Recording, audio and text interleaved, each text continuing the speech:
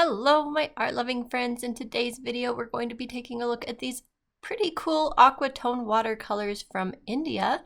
And I also have an update on V from Pain and Hiding at the end of the video. So make sure you stay tuned for that if you were part of that fundraiser and would like some information. So even though I bought these brand new, you can see the tin that I received is very scratched. I wondered if maybe it was an in-store demo one that they maybe pulled off and sent down to me, but I'm not sure. I just know it's very scratched. However, the paints inside look perfectly fine. You can see they're all filled nicely. None are used. Everything's super clean.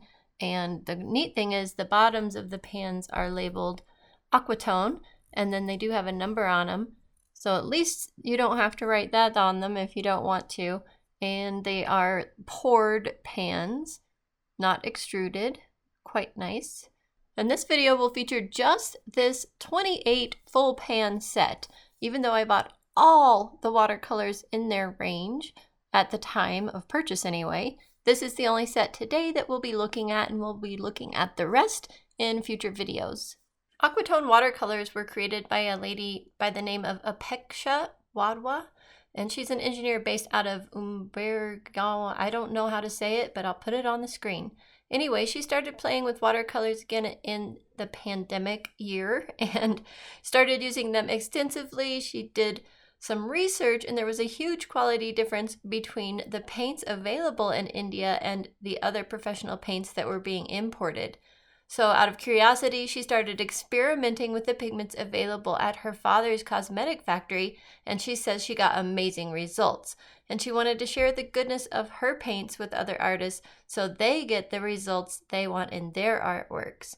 Also, Aquatone watercolor paints are made from pure pigment mixed with gum arabic and honey without any kind of fillers or thickening agents added to them. Each batch is made in small quantity with the utmost care, maintaining the commitment of quality so that artists could get a beautiful experience using them. Her colors do not contain any harsh chemicals such as lead, arsenic, cobalt, and cadmium, making them environmentally safe. And while I am speeding through this particular swatching, I do show all these colors and all their details a little bit later in this video, so don't worry, you'll see these and I'll talk about each of them individually. This set is listed for 4,000 Indian rupees, which is approximately at this date 46 American dollars, US dollars, however you want to put that. So it is pretty affordable for full pans especially. And this palette did feel a little big, so I am removing that third mixing space on the edge there just to make it take up less space on my desk, and so far that has been okay. Now this is where I am going to show you the watercolors in a lot more detail. This one here is Lemon Yellow PY3 Light Fast of 4. It is semi-staining, semi-transparent, and non-granulating, and it is a nice bright yellow. You can see that here. Just as a warning, the paper I'm using for these swatches is considered watercolor paper. However, it is not sized great for watercolor. Because of that, some of these swatches will really soak into the paper. However, it does seem to represent the hue of the color pretty accurately, so I think we'll be okay.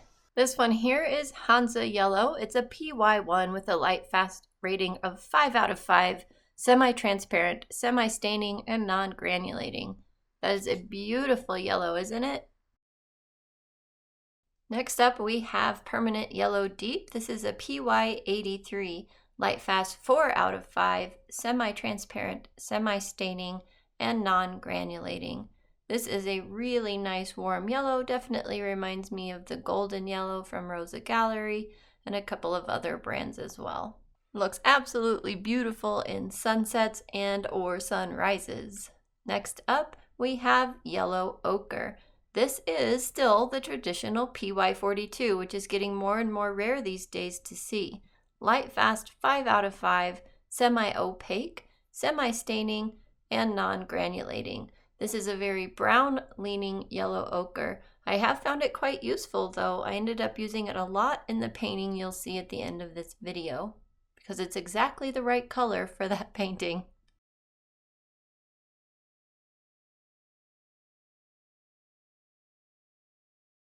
Now we have one of my favorites, Naples Yellow Red. This is PY42 mixed with PO36 and PW6. It is light fast of 5, opaque, semi-staining, and non-granulating. This color is absolutely perfect to get that slight peach tint on a very gentle sunset sky or sunrise sky. It's that beautiful pink that will just hit just over the mountaintops before you get into the yellows and blues of the sky. It is a lovely soft color. Next up is Flaming Red, a PR4. That's not a pigment I have seen or used very often. However, it's beautiful, isn't it? It is a nice, bright, orange-leaning red, although barely orange-leaning. It is light fast of 5, semi-transparent, semi-staining, and non-granulating. This is definitely one of those maybe fire engine reds. Perhaps a little bit oranger than a fire engine red, but it's pretty darn close. At first I thought this must be a PR254, but it's not. It's just a very pretty red. And here in a moment I'll flip the page over to see if the paint is soaking through, because this is the back side of the paper and it really absorbs the paint, and it is not really coming through at all, so I think we're safe, good to go. This color here is Permanent Red. It's a PR170, light fast of 4, semi-transparent, staining, and non-granulating.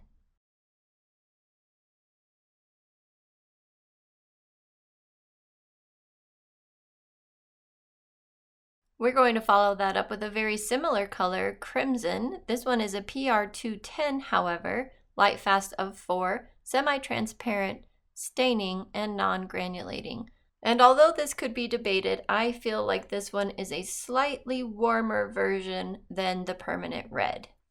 And while you probably didn't need both of these in this palette to make this palette work, it is nice to have them, and you definitely need one of them because it's so hard to make a color like this. In fact, you might argue impossible if you only have the warm red like the Flaming Red. So definitely need it here. Following this up here in a moment will be the Quinacridone Magenta.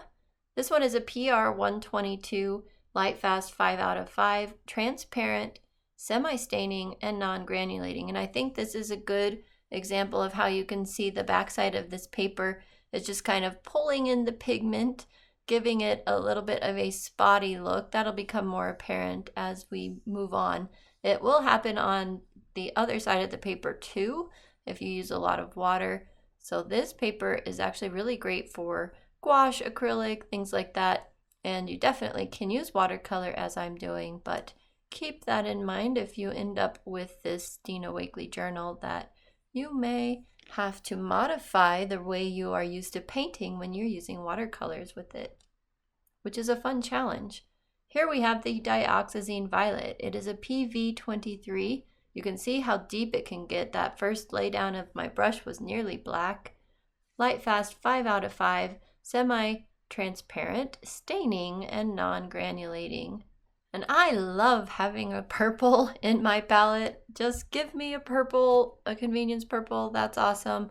I do like to mix this one though with a little bit of crimson. This one is very blue leaning, which is gorgeous, and it's perfect when you need a blue leaning, but it's super easy to mix with the crimson or the Permanent Red or even the Quin Magenta and get it a little bit lighter.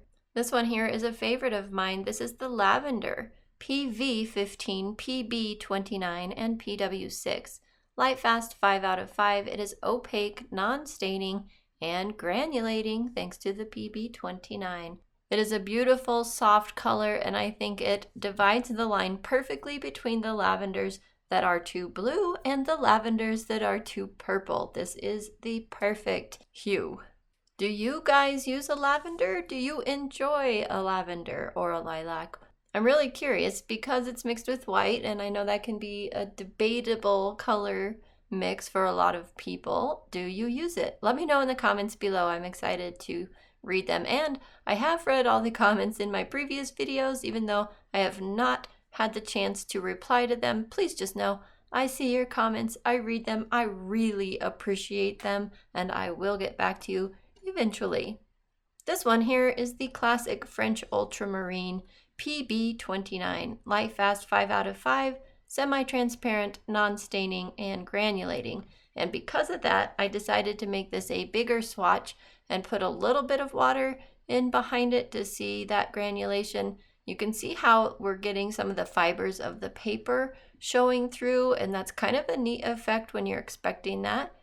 But that's what happens with this paper when you add a lot of water on top of it. I do feel you can see, however, that the color is beautiful. It is pretty classic. And so far, I feel like the granulation on this one is kind of mid-range. It's not overly granulating, it's not under-granulating, it's just somewhere in the middle. So if you have a lot of ultramarine blues to compare, I would say so far, although I do need to use it more, that this one falls somewhere in the middle. I will say I very much like it.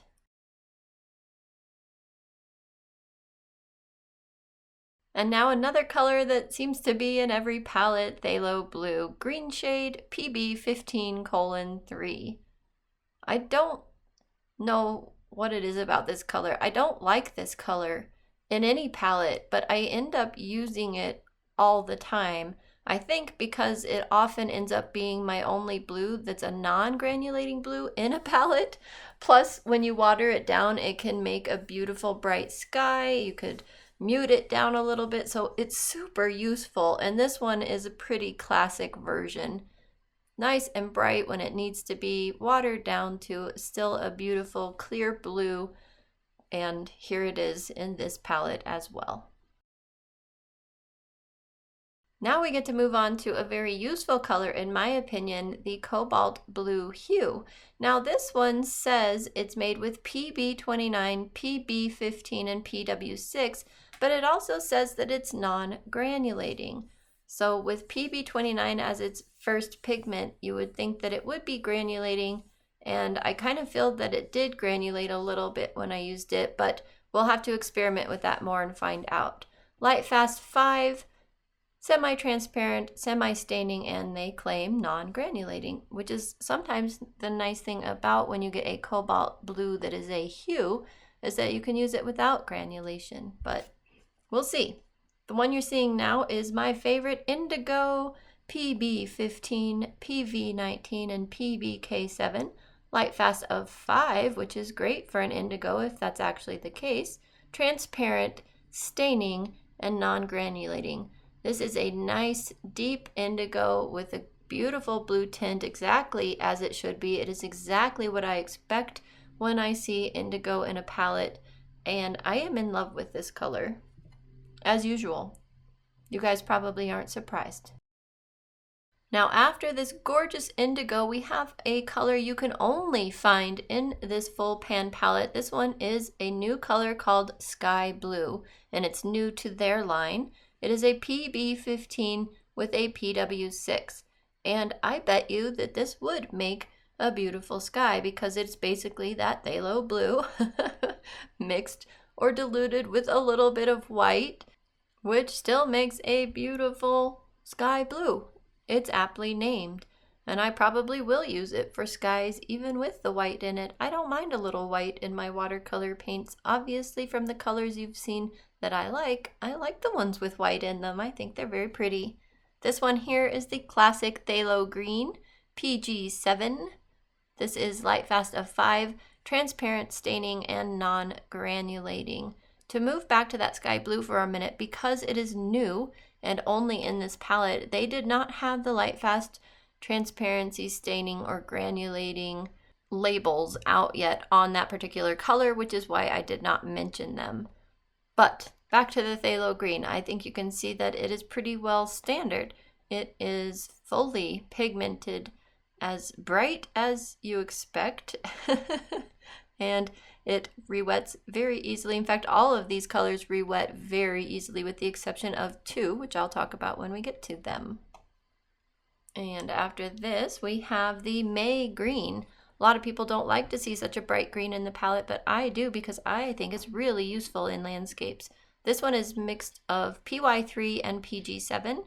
It's Lightfast 4, semi-transparent, semi-staining, and non-granulating.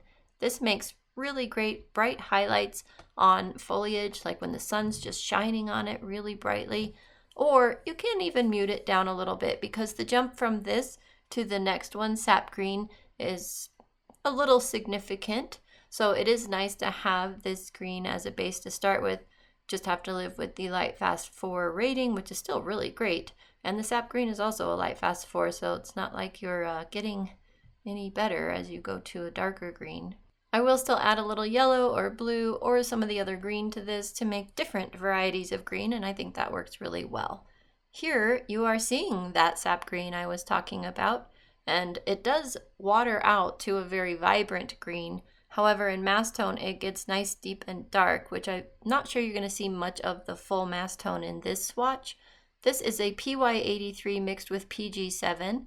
It's light fast of 4. Semi-transparent, semi-staining, and non-granulating. It's really pretty. I wish it weren't quite so bright when watered down, but at the same time, the only time I've painted with it is in a 2-minute, 5-minute, and 10-minute exercise, which you'll see at the end of this video. So I really do need to experiment with it more and see what I really think if I'm doing a much bigger landscape. After the sap green, we have olive green, very deep olive green, pretty classic when you think of an olive green, in my opinion. This is PG17, PY1, PR101, and PBK7, and even with all those pigments in there, they're saying it is non-granulating. Light fast of 5, semi-transparent, and semi-staining. Pretty useful color.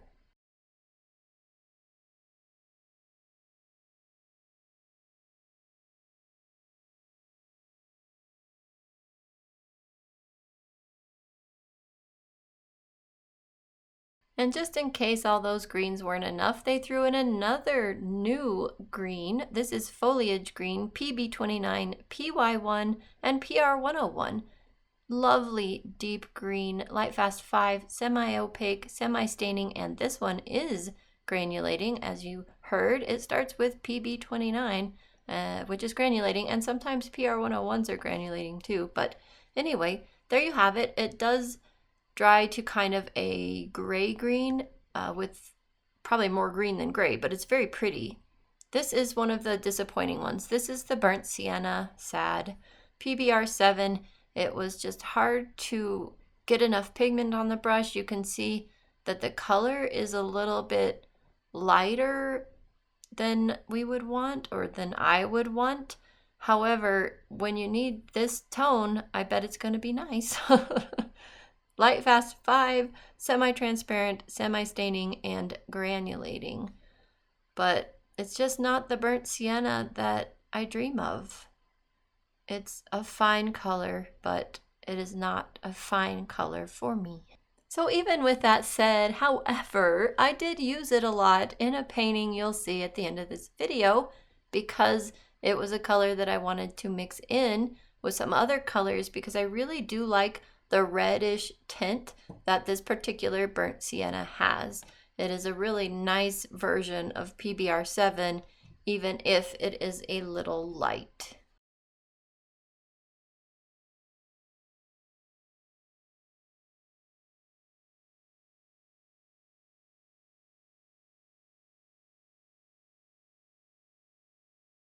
Oh, coming up is another disappointing brown, unfortunately, but the last disappointing color in this palette, at least. This is Burnt Umber. It is PBR7 again, light fast 5, semi-transparent, semi-staining, and granulating. And you can, I don't know if you can see, it actually looks pretty good in this video, but it was also hard to get enough pigment on the brush, and in my opinion, it painted out kind of light. It is a beautiful hue of Burnt Umber. It's just a little bit light. So that one would benefit, and the burnt sienna would benefit from getting some water on them ahead of time, because these paints will really reactivate if you let water soak on them, and that is very helpful when you have two colors like this. In some colors, you have to be real careful because you'll get way too much paint. The beautiful color you're seeing here that I'm trying to talk through is Shadow Brown. Oh my goodness. Gorgeous, and so far only available in this full pan set. This is a PR101 mixed with PB29, and I use this a lot in a painting you'll see at the end of the video, because it is basically the darkest brown you have here. Even though it leans a lot purple, it is gorgeous, gorgeous. Deep, dark, exactly what I needed. So I ended up using this quite a bit. It is granulating, highly granulating, so you have to be careful and aware of that, but it's great for mountains. This is another favorite, Payne's Gray, PR122, PB15, and PBK7. Light fast of 5. It will clear up there in a minute. Semi-transparent, staining, and non-granulating. Now this one is pretty much a very neutral Payne's Gray. When it dries neutral, in my opinion. So very useful probably for darkening some colors or adding in with some other colors for shadows, things like that. I really like it. However, because this set also has the Cosmic Gray, which is coming up next after this one, I found myself reaching for that Cosmic Gray quite a bit. The difference is I would go back to this Payne's Gray when I needed a non-granulating dark, and I would use the Cosmic Gray when it didn't matter if it had a little granulation in it. So they were both actually really useful. And here is that beautiful Cosmic Gray. I love this color. This is a PB29 mixed with PG7 and my favorite PR254. Light fast of 5, semi-transparent, semi-staining, and granulating. It's beautiful. I would need to look up what some of Denise's grays, Denise Soden with Da Vinci made, what pigments she put in her grays, but this kind of reminded me of one of her grays. And you can see the paper is just soaking in that paint. This is such a good example of how the paper acts on this side. Whew. It just swallows it up. It definitely reminds me when I did that entire month of watercolor in that traveler's notebook, that paper was supposed to be watercolor paper and it didn't take watercolor at all. At least this paper is better than that paper, but it was reminiscent of that paper. I will link that video in the corner for you because that was actually kind of a fun video, and the sketchbook turned out pretty fun even though I had those challenges with it. This one is Warm Gray, another favorite of mine, PY42, PR112, PBK7, and PW6. Light fast of 5, opaque, semi-staining, and non-granulating. I don't know what it is about these colors with white in them and why I like them so much, but I do. I think maybe it's because I paint a lot of outdoor scenes and I find colors like this really useful. Or maybe I'm just a gouache girl at heart, even though I call myself a watercolor artist. I don't know. I haven't figured that out yet because so far I still just prefer watercolor over any of the other mediums, but we'll see. We'll see how things play out. Another one with white in it that I absolutely love, Cool Gray, PB29, PBK7, and PW6. Light fast of 5, opaque, semi-staining, and non-granulating. This one is also really fun to put in outdoor scenes. Makes a great concrete color, by the way. And that finishes up all the colors, so I am just repeating a few of the colors to fill in the spaces. And I actually make this layout into something really awesome, which you're not going to see in this video. You're going to see it in an upcoming collaboration video with another YouTube artist. It's very exciting. But you can see I am just having a great time filling all this in. This was a fun way to swatch, because the way this page turns out in the end is actually a work of art in and of itself. And even if I left it like this, it is basically a work of art. You could argue that, right? I think it's pretty. It's much prettier than swatches with just labels and squares and stuff. So I like it. I'll show you a few things I've painted with the Aquatone watercolors now, so you can see what they look like on more regular paper. Painted this sketchbook spread here. This is artwork that is inspired by Creative Paula here on YouTube. I love her sketchbook videos, and I'll try and remember to link her channel below. And you probably saw a moment ago, this is on the Canson XL watercolor paper. It's just cheap cellulose paper, but it's fun to play with, sketchbook things like this.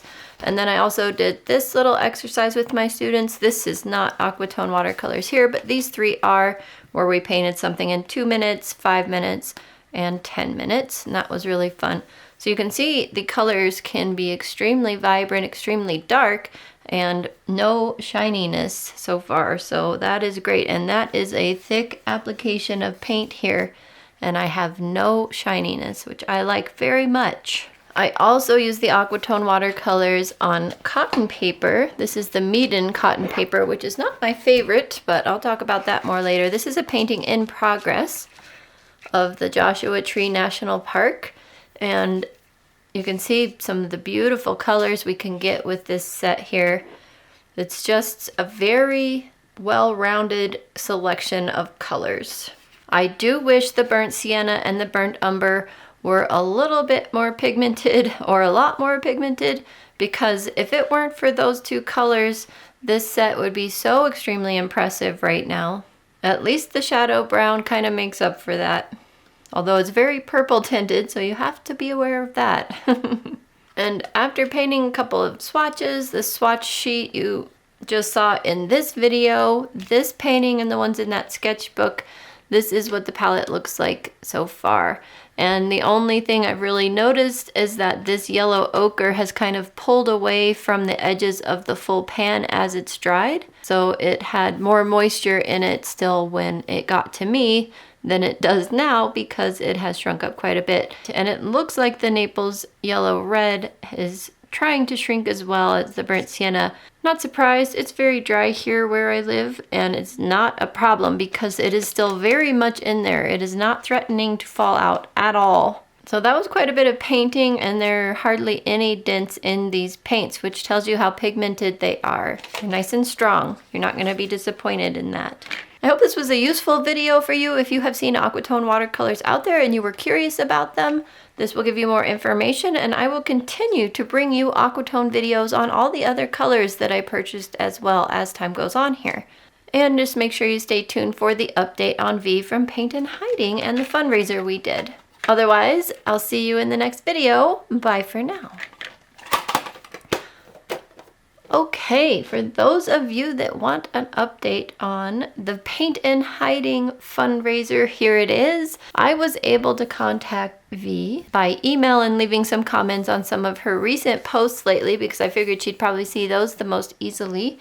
And she did get back to me. She was completely shocked and overwhelmed. People's response to the fundraiser, she wasn't sure she should accept because she does have a job, and while things are very hard right now, she's not in a desperate situation. She's just in a difficult situation.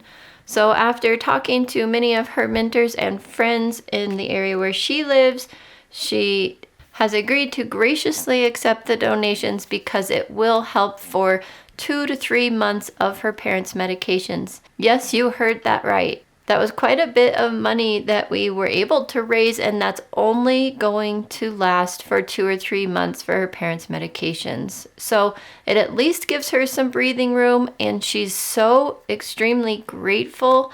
It will ease some of her stress for quite a while, and she is very overwhelmed with gratitude. And I am too, at all of you guys' response to the fundraiser. I really appreciate it when we have somebody who is a friend who's in need. You all stepped up, all of you that could, and even if you couldn't, I know you were thinking of her, and I appreciate that. So I was able to get the funds over to her, even though she's in Thailand, and you're seeing all the amounts on the screen and that it got to her. So again, thank you so much. I think she was just overwhelmed and grateful, and I really appreciate all of you helping her out. I have closed the fundraiser for now, and if we need to ever open it up again in the future, I will let you know, but so far all is well. She is back in her home. I think there's still some remediation going on, but seems to be finally under control. Just stressful situation financially, and obviously having your home upturned like that is quite stressful. So again, thank you. I really appreciate it. Money got to her. All is well. I'll see you in the next video. Bye.